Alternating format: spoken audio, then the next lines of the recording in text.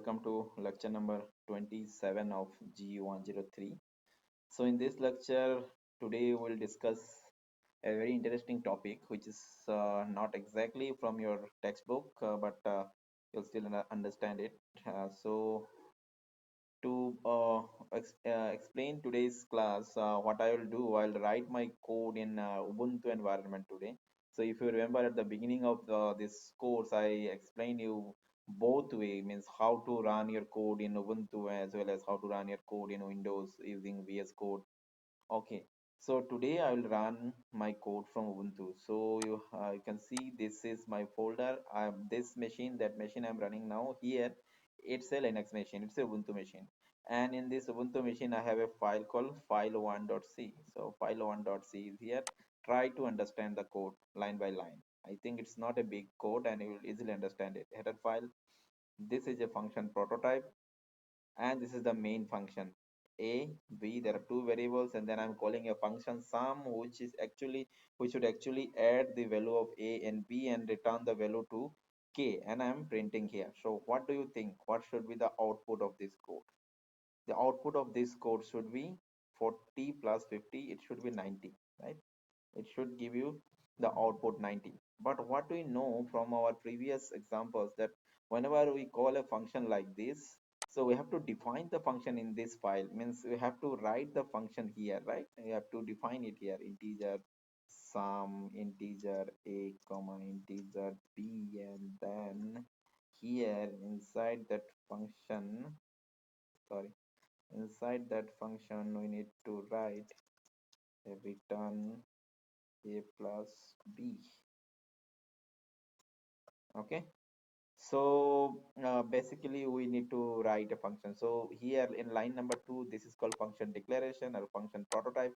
We'll call it declaration today. This is called function declaration, this is called function definition, and this is function call. Okay, but what I'll do here today, this function is, this is the complete program and you understand how to run this program. So what I'll do today, I'll do some changes. I'll remove this part from this. So if you see, this is a program and file name here is file1.c. So in this file, file1.c, I will not write the function definition. What I'll do, I'll write the function definition in another file. And see, this is another file. It is file2.c. And in file2.c, I have written this function, sum function. So if you go to this folder, in this test folder, you can see there are two files, file1.c, file2.c. There are two files. And in this file, the main function is written and the function definition of function sum is written in this file, file.2 or file2.c. So what is actually happening here is the project, that the program that you are writing is not just limited to one file. It is now divided into two files. And this is a very interesting point here, because every time when you will design a software, or if you work on a project in company or in even in assignment, in some assignment, or for some course or something, then it's very much possible that you will not write just a single file. Your project or your co-assignment should be distributed among multiple files. There should be multiple files. Every software has multiple files, not just limited to a single file. So if instead of one file, if you have multiple files in your program, or you can say in your project, how to compile it, how to run it? So for single file you know how to run it, but now we'll check for multiple files how to do this. So for this, what we should do, I'll start terminal from here. So this is terminal. So in this terminal, what to do here? You know how to run a single code here. We have, what you have to do, gcc file1.c. If it is a single file program, then it is, if you write gcc file1.c and if you try to compile, it will compile. But since this particular program is distributed among two files, so you have to mention both the file name here, file2.c. So what I have written here, see, gcc, then file1.c and file2.c. I have mentioned both the name here. And then I'll give you a output file. Means after compiling this program, the final executable file should be stored in a file called out. Okay. Let me delete this out because I have already compiled it once. That's why there is, you can see there is a file. So now if you go here, now see, if I give a if I press enter, See, this the program is executed, and now this executable file is called out. So you can now, if you write this, then your program is running. See, program is saying the sum is 90. Okay, so that is the main part of today's class, that how to compile your program when your program is distributed among multiple files. And let me show you the example again. The example was there are two files. In file 1.c, the function had a declaration was there, and then after declaration we are calling the function, but function is not written in the same file. Function is written here, or you can say function is defined here. This is called function definition. Okay, so to how to run this program, we should go for this type of command, gcc, and then both file names should be there, and this is optional, but at least it is better to give a executable file name. So here I have given the name as out.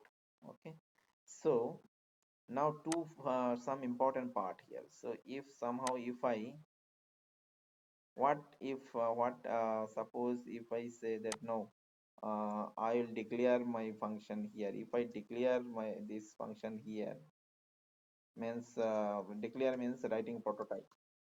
If I write the prototype here, so do you think there will be any error? I don't think so. See, there is no error.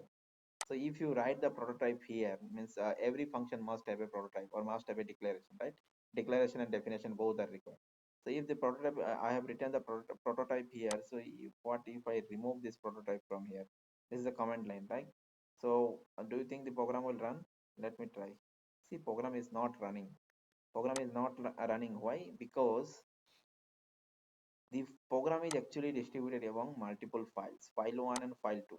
So when file 1 is compiling, and here from line 6 you are calling a function called sum, but file 1 has no clue now because line number 2 is commented.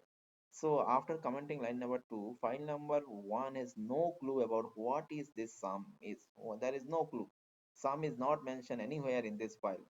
So it is not possible. But if you declare it, means if line number 2 is here, then this compiler will understand that okay, if sum is a function and maybe it's defined somewhere else, we can link it later. So compiler will allow to compile it. So there are various part of compilation. I actually I'm not trying to explain it in this course. Actually compiler has many part. First it will compile, then it will load, linking, loading. So but I'm ignoring all this part. So only the basic understanding for how you can understand it like this. If you have declare this function here, then you can call this function here even if it is not defined in this same file. Why? Because compiler will understand that okay, this function is defined here, so maybe, sorry, declaration of this function is here in line number 2, so I can use this function because I am assuming that this function is defined in some other file. Okay, so the important point here is any function if you want to use in this file, in a file where it has not been defined, you have to declare it here. So it may be possible that you have declared it here, but you can declare a function twice, no problem, even multiple times. So in every file, assume that if in this particular project, instead of five means two files, if there are 10 files, and all in all these 10 files, the sum should need to be called, the sum function need to be called, then in all the 10 files you have to use have the function declaration or this function prototype. Okay, so this definition is very important. Without, oh, sorry, declaration is very important. Without declaration you cannot call it here, but definition may not be here. You can also write function definition in a separate file. I hope this point is clear. Now what I will advise you that you can write different kind of programs like this and try to understand that how to write a program when there are multiple files, how to compile it also. Okay, so now what I'll do, I'll go back to a now I'm back to window. Now I'm back to window. So what I'll do here, I'll explain you uh, a note that I have prepared last time when I was teaching G103. So you can see the heading of this is managing multiple files in C. Means if there are multiple files in C program, then how to handle it. So if you see that I am here, I'm saying consider two. There are two files, file one.c and file two. Actually, I'm explaining the same program that I have already shown you. So see, there is a function here, and the file definition of this function is written here. But here I am declaring it, and here I am calling it. So finally, a value of a is 5, value of b is 6, so value of sum will be 11. 11 will be printed here. Fine. But function is not defined here. Function is defined here. So this I have already explained you. This is a it is the same program. How to compile it? You have to write like this: gcc, then file1.c, file2.c, then minus all this out. This out is a user defined name. You can also use anything abcd also here, no problem. But when you want to execute it, you have to use like this dot slash and the name that you have given here. Then your program will execute. So whatever I'm saying here is actually from Ubuntu background. So I'm not explaining how to write this type of program in VS Code, because VS Code, I think it's the IDE sort, and VS Code have must have capability to handle it automatically.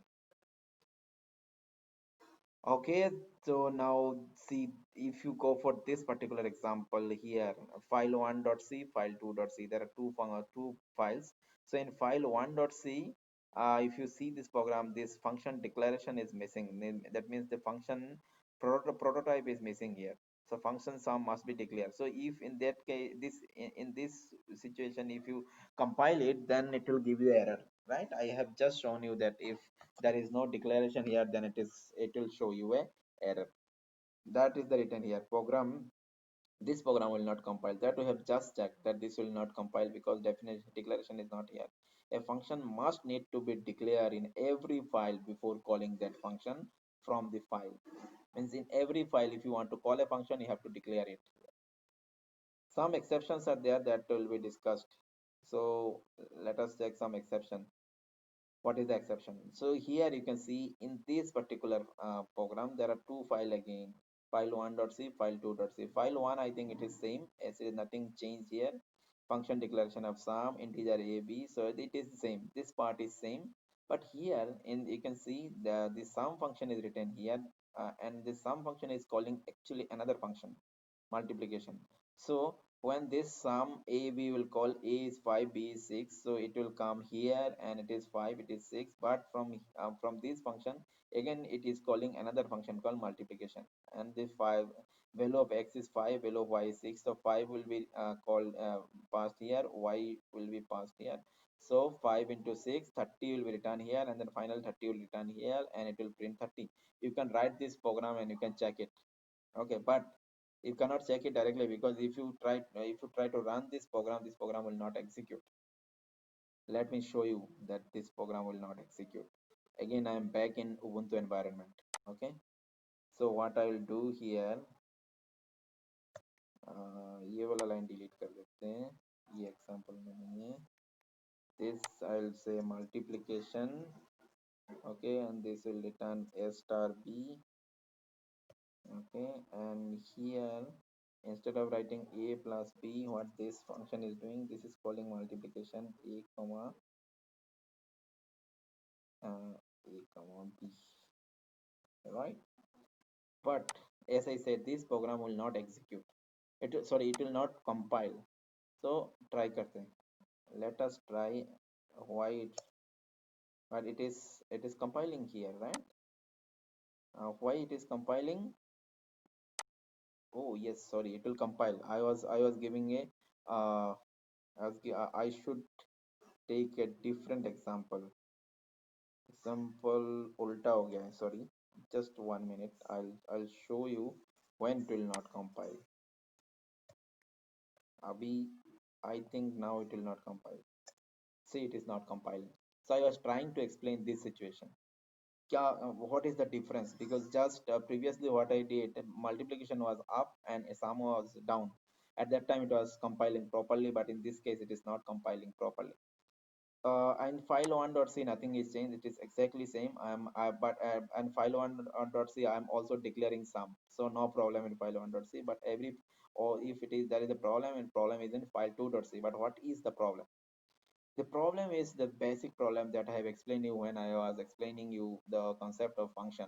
I said that you can ignore function prototype, or I said at that time I said that you can ignore the function declaration Remember, declaration and prototype are same thing. So you can ignore it if you define that function before calling it.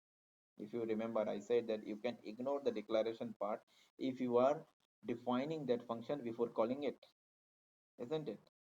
So what was happening here? See, multiplication you have defined at line number 5, but you are calling it from line number 2. So here what you have done is you are calling multiplication from line number 2, but you are defining it at line number 5. So it's not allowed, because if there is no function prototype, then you should define your function before calling it. So let me show you this. If my multiplication is here, now if I try to compile, it will compile. Go and check, see, it is compiled. And if I run this code, it will print, I think 30 will be print. Sorry, it is printing 2000. Why it is printing 2000? Because it is 40 and 50. If I pass 5 and 6, then it will print 30. Let me compile it again. See, it is printing 30. It is clear that if multiplication is here now, so you are defining this function multiplication before calling it here, so it is perfectly fine. But does this mean that you cannot write multiplication like this? Because if I want to compile it, it will show error, right? It is showing error. So how to fix it? That also you know, right? It means that if you want to write, if you don't want to maintain this order, that I will define it first, then I'll call it, because it's very difficult to maintain all these things. If you don't want to maintain this order, then what you need to do? You have to use the prototype. Means you have to declare the variable function. So what I'll do here, integer multiplication, integer, integer. If I write this and now I try to compile my code will compile properly.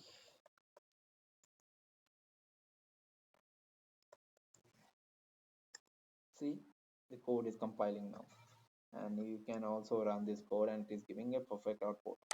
So I hope it is clear to you that any file, if you are using, how important this declaration is. You have to declare it if you are using that function. The only exception is if your function definition is in the same file, and if you are defining the function before calling it, then maybe you can ignore prototype. But who will check all these things? So my advice is ignore all these things, and every time if you want to call a function, just define it. Sorry, just declare it. So what I am trying to say is, don't forget to write function prototype.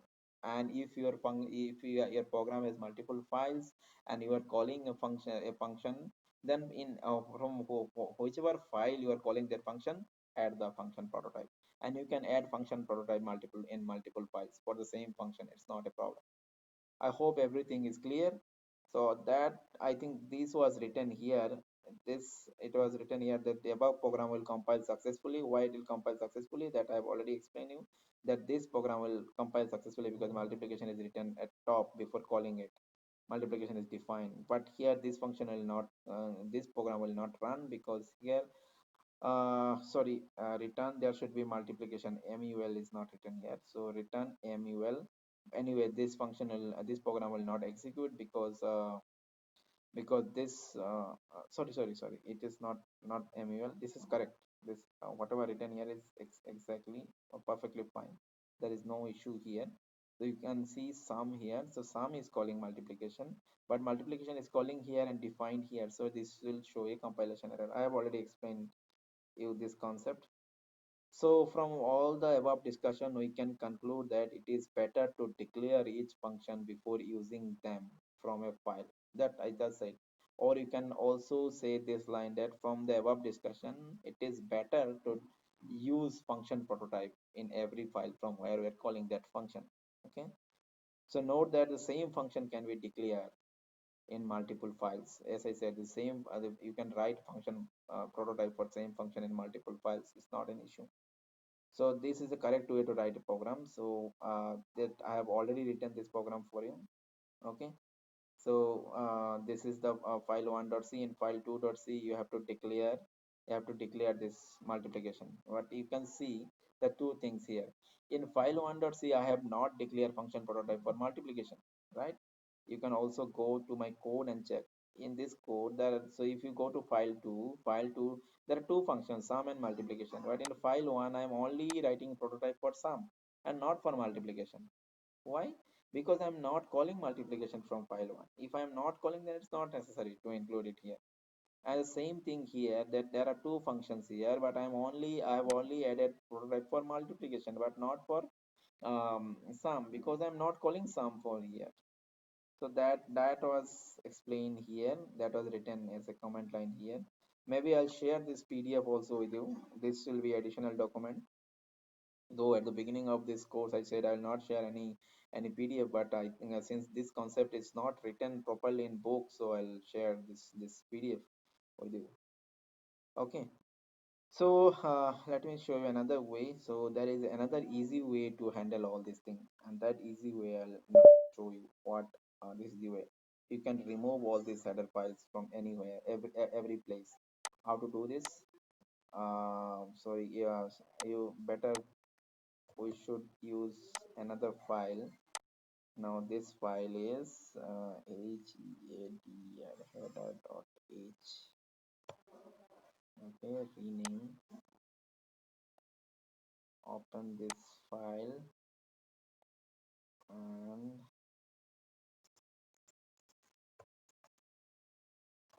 integer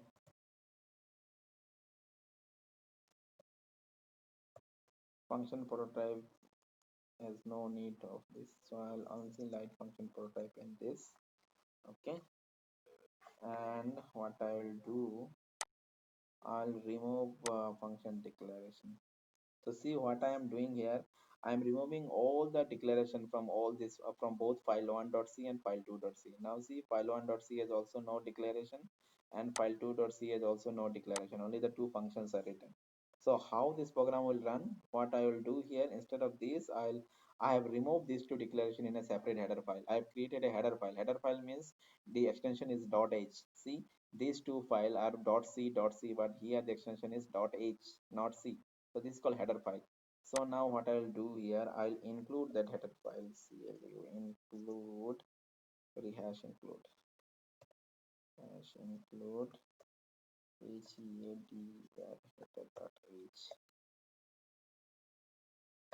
Okay, and I'll also include it here.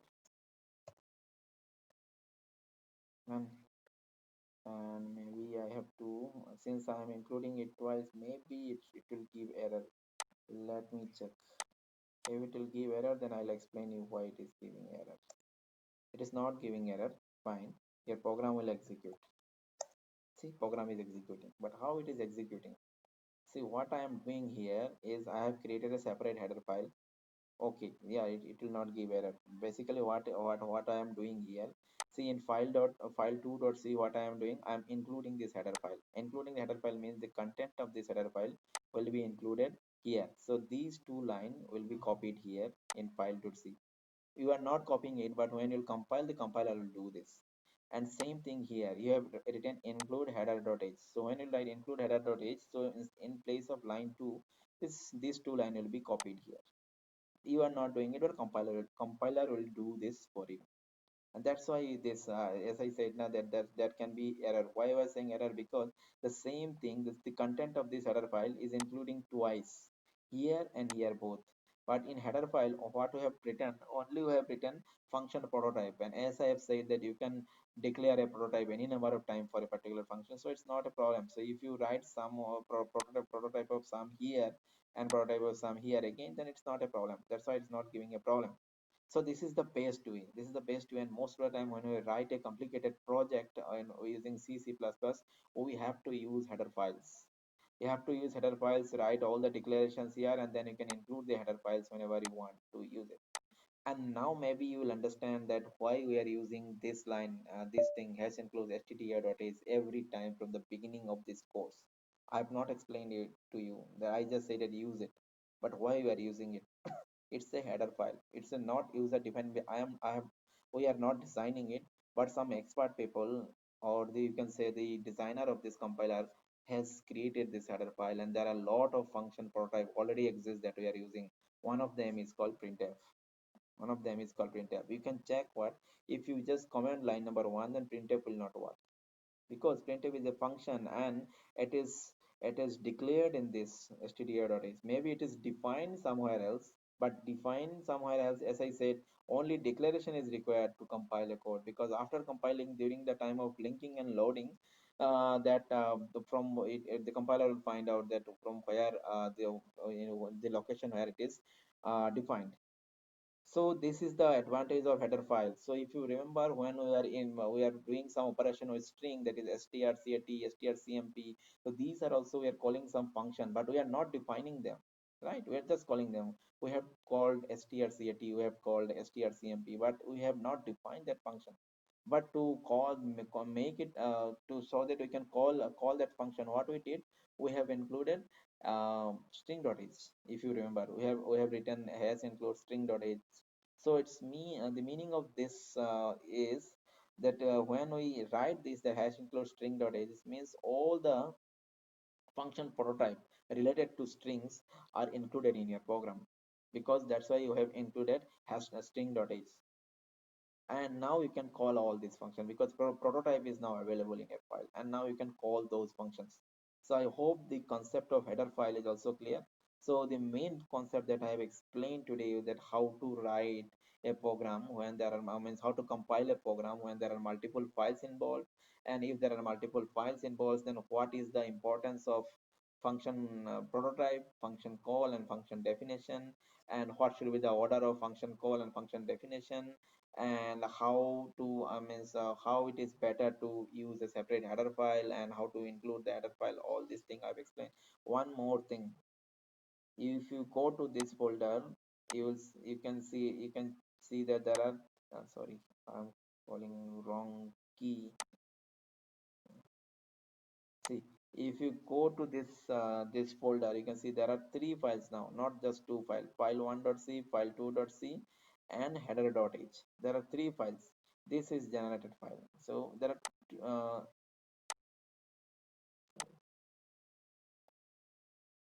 let me delete this.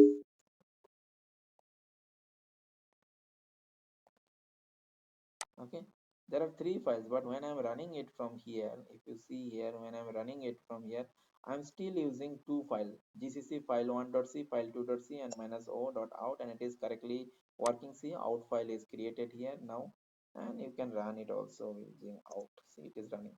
So what you have we have understand from here is, if you have header files, then you no need to mention it here. It is not required. Only the .c files required to be mentioned. Header file will be automatically added. You no need to do anything for this. I hope this point is clear. Now let us go back to this document again. This whatever written in this particular uh, uh, program, I have already explained you. And here it is written how to include header file and all. Okay, and then there is a word called extern keyword. So I'll not I'll write any program for this. I'll just explain it you the concept from here. See, there are two files here, file 1.c, file 2.c. You can just pause the screen for a minute and try to understand these two function very these two program. It's very simple, distributed in two files. So here what we are doing, there are two variables here, integer x and y in this program, and here in this file I'm trying to print the value of x, but you can see the value is not defined, or value is not declared in file 1.c. It is written in file 2.c. So if you just try to compile gcc file 1.c space file 2.c minus o out, so I don't think this program will compile. This program will not compile, as the variable x used in file 1.c is not declared or defined, because the variable x you are using here is neither declared or defined in this file. So it's not possible. So whenever we write integer x, so integer x, this type we have written, this type of thing we are writing from the beginning of this code, integer x, integer y. But what is this? The one logic I have already explained, that moment you write integer x, the memory is allocated, that is fine. But instead of this, there is another thing which is also true, that every time whenever we write integer x, it means x is a variable and we are defining and declaring the variable both. If you write integer x, integer v, integer c, it means that we are defining as well as declaring that particular variable. But if you write extern integer x, just use a keyword extern and then you write integer x, then you are just declaring the variable. Declaring means you are not defining it. Defining means when you define a variable, then only the memory will be allocated. But declaring means you are just informing compiler that okay, I have this, see, this is a variable, x is a variable of type integer, and it is defined in some other file, not in this file. So you are just informing the compiler. That is called declaring. So if you add extern integer x, it means you are just defining, you are just declaring the x. So memory will be not allocated. Memory will be only allocated when you are defining it. Okay, so what I was trying to say, that instead of the previous program, if you write this program here, the same thing, integer x is defined in a second file, but here in this file, if you write extern integer x, then you can print this and it will correctly print the value of 50 here. Why? Because how will compile it? I will compile this code at gcc file1.c space file2.c minus o out. I'll come. I'll during the compile time I'll mark this to file. But here, if I don't, I write this extern integer. That means extern integer x means I am declaring it here. If I don't declare it here, then this x compiler will not find any meaning for this x. But here, once you write this, compiler will say that okay, x is a variable, it is declared here, that but it is not defined, means memory is not allocated in file1.c, but memory will be allocated in another file. So the function definition will be in another file. So we can continue with compilation. So the program will compile, and after compiling, during the linking and loading time, both the file will be merged. Okay, and it will give the correct output as 50. So what I'll skip the remaining part of this PDF. There are some more interesting point written in this PDF. So these you have to understand. I am not explaining, but it is in your syllabus. There are some very very basic interesting thing written about C programming, or when basically multi-file C programming. So you have to understand all this concept from this PDF. Also, you try to search gigs for gigs or any other website mentioning that multiple files, compiling multiple file in C. You will get many important points. You'll try, and also try to search extern keyword, extern in C, and go to gig for gigs website. You will find many interesting points regarding extern keyword. Okay, so I hope the whatever I was trying to explain today is clear to you. And as I have said that the beginning of today's lecture, that I show the compilation in a Ubuntu background. So if you want to execute this type of command, you should use the Ubuntu machine. Okay. So I'll stop this lecture here, but before stopping this lecture, let me share some important points. So till now, this is the actually 27th lecture, lecture number 27. I'm recording now, and I'll upload it. But if you see at the beginning of this course, I said that every lecture should be of 35 minutes. But if you see, most of the lectures are not 35 minutes; they are more than 35 minutes. So what I have decided that at the end of this course, actually, I will count the total number of minutes I have, total lecture minutes, and then I'll divide it with by 35, and then I'll calculate the total lectures. So till now, if I do this, then since the number of lecture uploaded is only 26, but still it is showing that number of lecture is already 30 plus, right? Since in any, I'll do maximum 42 lectures, not more than that. 40 to 35 minutes lecture. So to make 40 to 35 minutes lecture, maybe I need to upload less number of lectures. So in this way, we'll calculate. Okay, thank you.